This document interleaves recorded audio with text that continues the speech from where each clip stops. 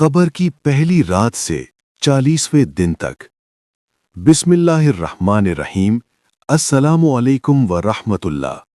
दोस्तों, आज की ये वीडियो आपके लिए एक ऐसा सफर लेकर आई है जिसे सुनकर दिल कांप जाएगा, जिसे महसूस किए बगैर नहीं छोड़ा जा सकता।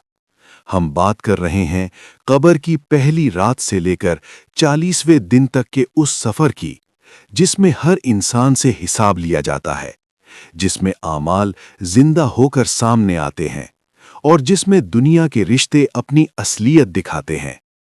इस वीडियो को आखिर तक सुने, क्योंकि हर लम्हा अहम है, हर वाकया इबरत देता है और हर लम्हा आपकी बेदारी के लिए है।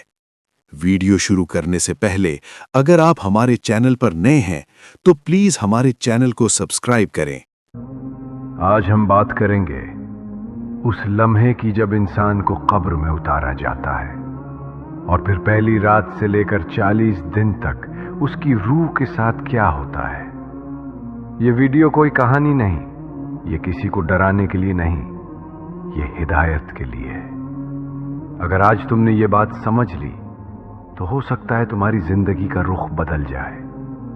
इस वीडियो को आखिर तक देखना, क्योंकि आखिरी बात वो है जो इंसान को अपनी जिंदगी के फैसलों पर मजबूर कर देती है। जब इंसान का वक्त पूरा हो जाता है, जब वो सांस जो अमानत थी वापस ले ली जाती है, तो सबसे पहले जो मंजर बनता है वो खामोशी का होता है।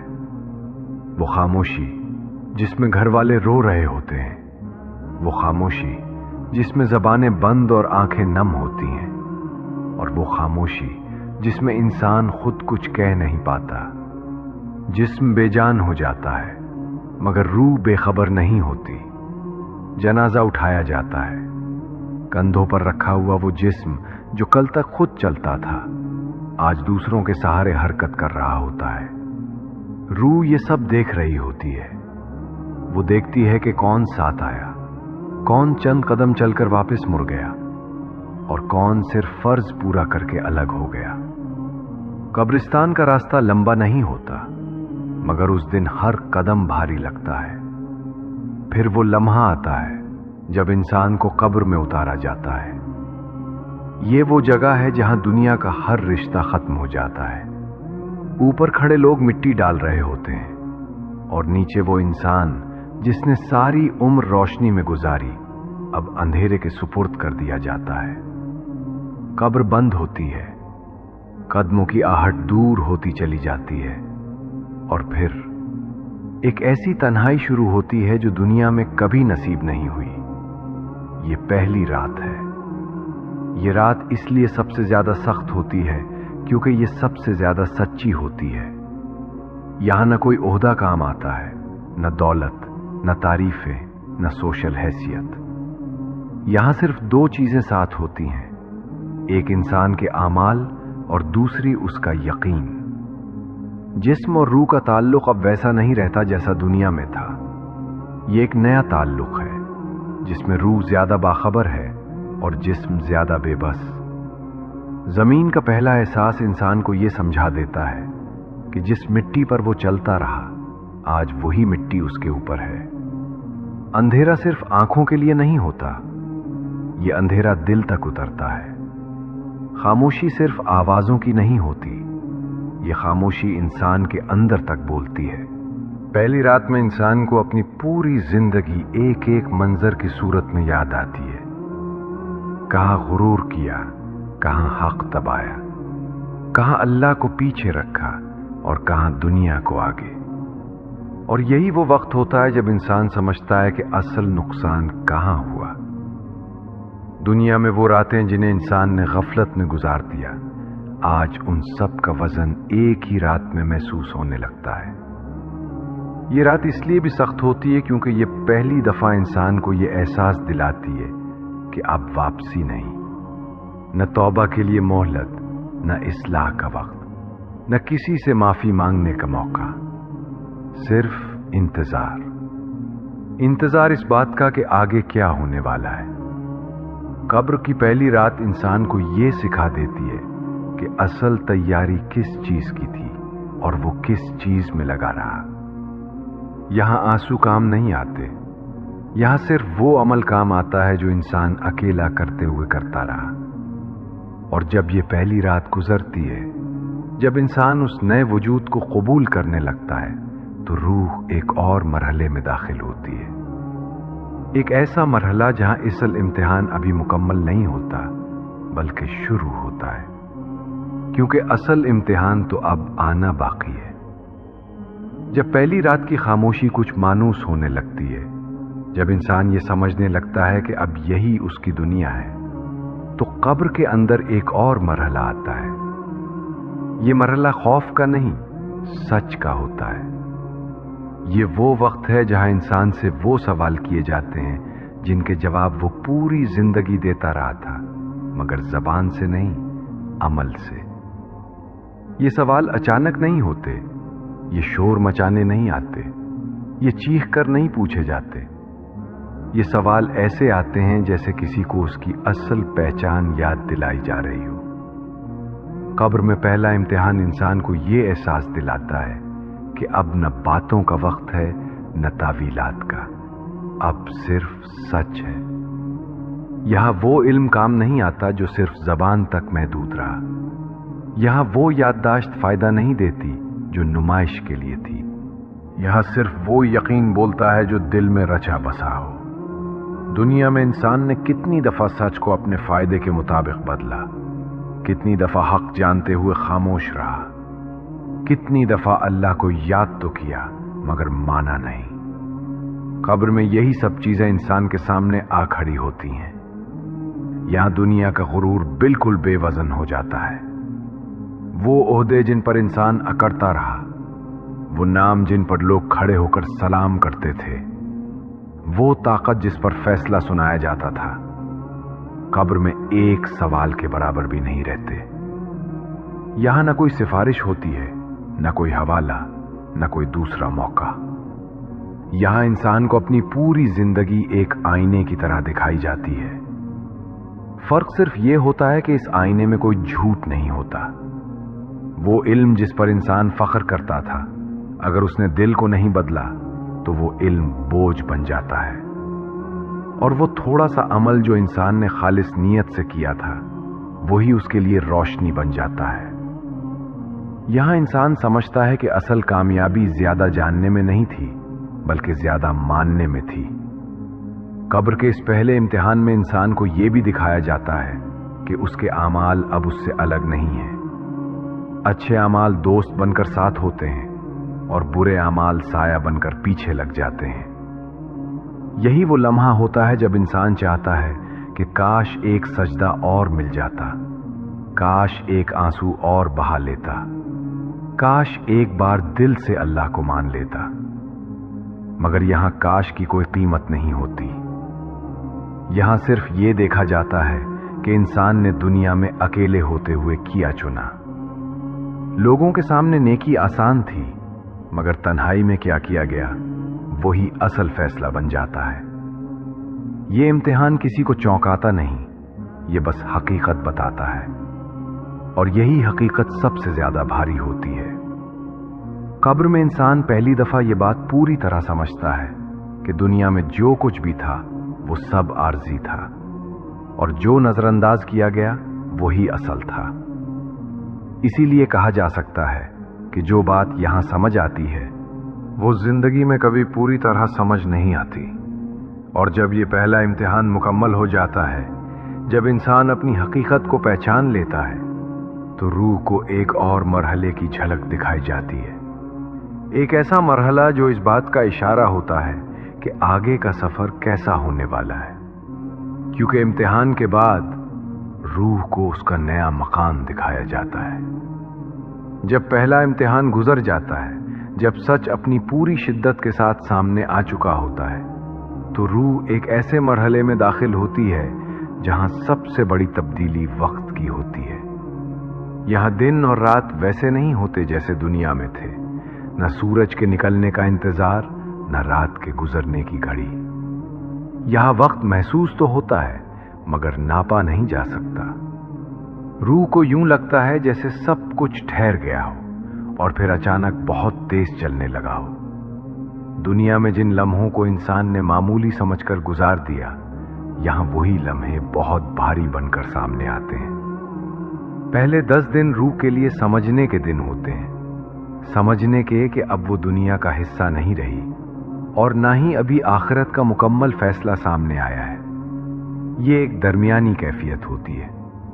اسی دوران روح کو سب سے پہلا شدید احساس تعلق کے ٹوٹنے کا ہوتا ہے۔ وہ گھر جس کے لیے انسان نے ساری عمر محنت کی، وہ لوگ جن کے لیے اس نے خود کو بھلا دیا، وہ نام جسے سن کر وہ چوک جاتا تھا، اب سب کچھ دور ہوتا چلا جاتا ہے۔ کوئی آواز نہیں آتی، کوئی پکار نہیں پہنچتی۔ روح دیکھتی ہے کہ زندگی آگے بڑھ رہی ہے، وہی گھر، وہی لوگ، وہی دن رات، مگر اس کے بغیر۔ یہی وہ لمحہ ہوتا ہے جب انسان سمجھتا ہے کہ دنیا میں اس کی حیثیت کتنی عارضی تھی۔ پہلے 10 دنوں میں روح کو اپنی پوری زندگی پیچھے سے دیکھنے کا موقع ملتا ہے۔ یہ دیکھنا فخر کے لیے نہیں ہوتا، یہ دیکھنا سچ کے لیے ہوتا ہے۔ کہاں انسان نے دل کو نظر انداز کیا، کہاں اللہ کی بات سنی مگر ٹال دی، کہاں نیکی آسان تھی مگر چھوڑ دی، اور کہاں گناہ مشکل تھا مگر چن لیا۔ یہ سب مناظر کسی فلم کی طرح نہیں آتے، یہ سب احساس بن کر اترتے ہیں۔ کچھ چیزیں روح کو اندر سے سکون دیتی ہیں، وہ نیکیاں جو خاموشی سے کی گئی تھیں، وہ دعائیں جو کسی نے بغیر بتائے مانگی تھیں، وہ خیر جو کسی کی آنکھوں میں خوشی بن کر اتری تھیں، یہ سب روح کے لیے ہلکی سی روشنی بن جاتے ہیں۔ اور کچھ چیزیں ایسی ہوتی ہیں جو بوجھ بن جاتی ہیں، وہ ظلم جسے معمولی سمجھا گیا تھا، وہ حق جو جانتے ہوئے دبایا گیا تھا، وہ تکبر جسے کامیابی سمجھا گیا تھا، یہ سب اب روح کے ساتھ رہتے ہیں۔ یہاں انسان سمجھتا ہے کہ اصل وزن گناہ کا نہیں بلکہ غفلت کا تھا۔ پہلے 10 دن روح کو یہ بھی سکھاتے ہیں کہ دنیا میں لوگوں کی رائے کتنی بے معنی تھی۔ وہ تعریف جس کے لیے انسان نے اصول توڑے، وہ تنقید جس کے ڈر سے سچ چھپایا، یہ سب یہاں کوئی حیثیت نہیں رکھتے۔ یہاں صرف یہ دیکھا جاتا ہے کہ انسان اللہ کے سامنے کیسا تھا۔ روح آہستہ آہستہ اس حقیقت کو قبول کرنے لگتی ہے کہ اب وہ موقع جو زندگی کہلاتا تھا ختم ہو چکا ہے۔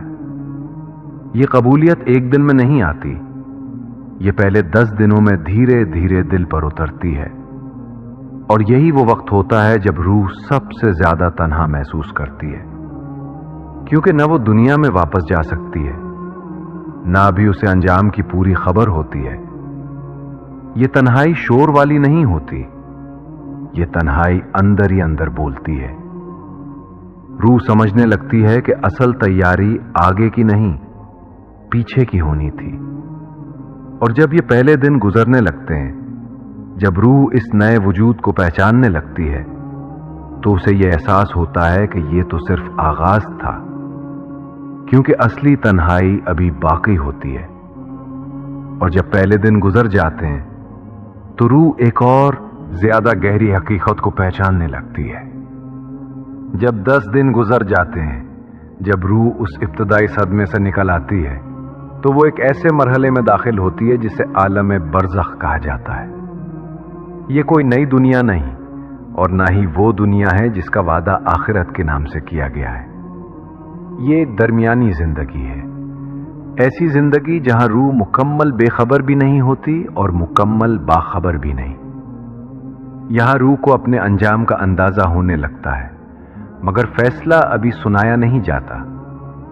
یہ وہ وقت ہوتا ہے جب انسان اندر ہی اندر سمجھنے لگتا ہے کہ اس نے جو بویا تھا اب وہی اگ رہا ہے۔ عالم برزخ میں دنیا کی طرح دوڑ دھوپ نہیں ہوتی، مگر انتظار بہت ہوتا ہے۔ یہ انتظار کسی خبر کا نہیں، یہ انتظار اپنی ہی حقیقت کا ہوتا ہے۔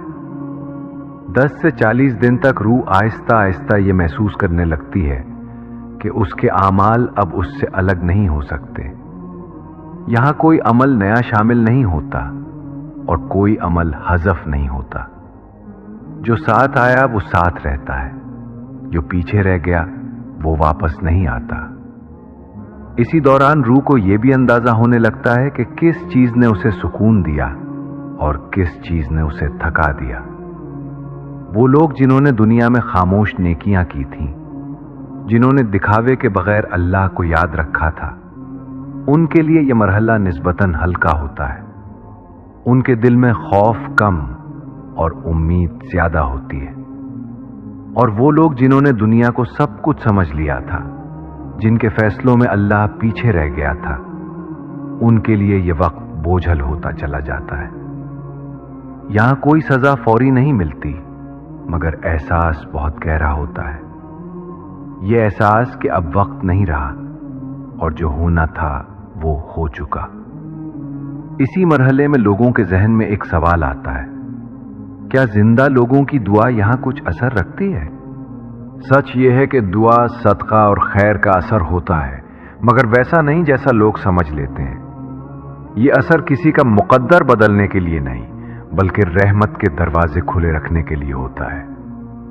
اگر کسی انسان کی بنیاد ٹھیک ہو، اگر اس کی نیت میں سچائی رہی ہو، تو زندہ لوگوں کی دعا اس کے لیے راحت بن سکتی ہے۔ اور اگر بنیاد ہی کمزور ہو، اگر پوری زندگی غفلت میں گزری ہو، تو دعا بس ایک سہارا بن کر رہ جاتی ہے، راستہ نہیں بدلتی۔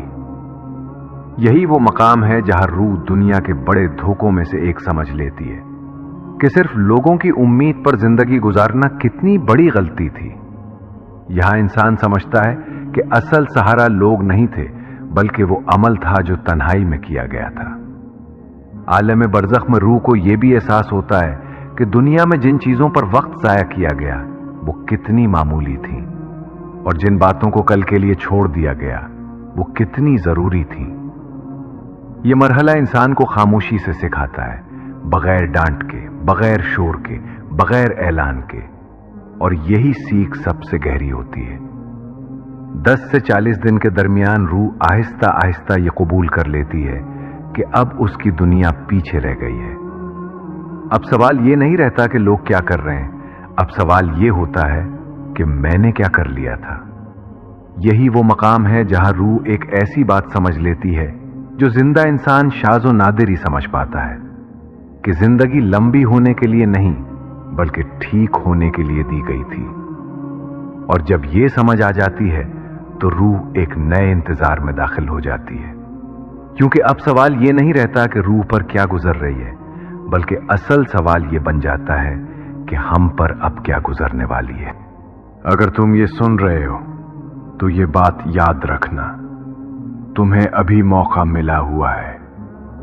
یہ سب جو تم نے سنا، یہ کسی کے گزرے ہوئے کل کی کہانی نہیں، یہ تمہارے آنے والے کل کی خبر ہے۔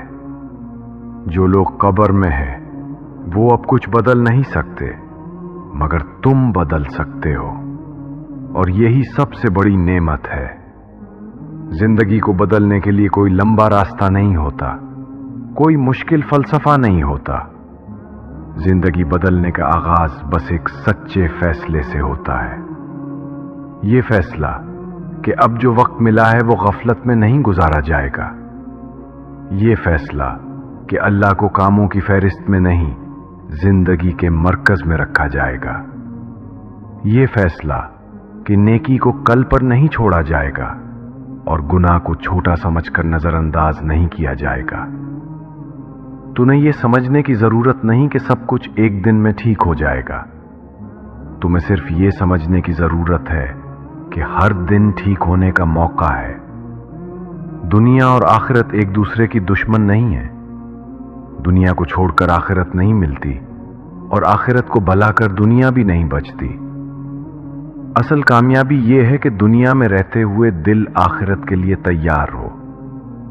تمہاری محنت، تمہارا کام، تمہاری ذمہ داریاں، یہ سب عبادت بن سکتی ہیں اگر نیت ٹھیک ہو، اور تمہاری عبادت بوجھ نہیں بنتی اگر اس میں دکھاوا نہ ہو۔ موت کا خوف اس لیے ڈراؤنا لگتا ہے کیونکہ ہم نے تیاری نہیں کی ہوتی۔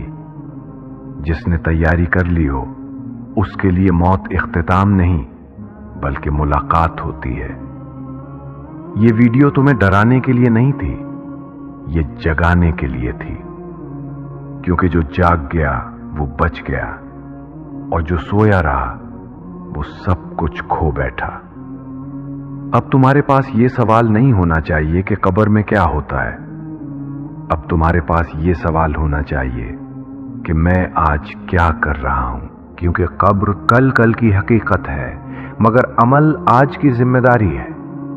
अगर ये बात तुम्हारे दिल को लगी हो, अगर ये अल्फाज तुम्हें खामोश कर गए हों, तो इस वीडियो को लाइक करो और रूहाल को सब्सक्राइब करो, क्योंकि यहां कहानियां नहीं, हिदायत मिलती है। और जाते जाते एक सवाल छोड़कर जा रहा हूं, क्या तुम चाहते हो अगली वीडियो हो कब्र में रूह किसको पहचान लेती है, या फिर मरने के बाद इंसान सबसे ज्यादा किस बात पर पछताता है? कमेंट में जरूर बताना, क्योंकि हो सकता है अगली वीडियो तुम्हारे ही जवाब से शुरू हो। अल्लाह हाफिज।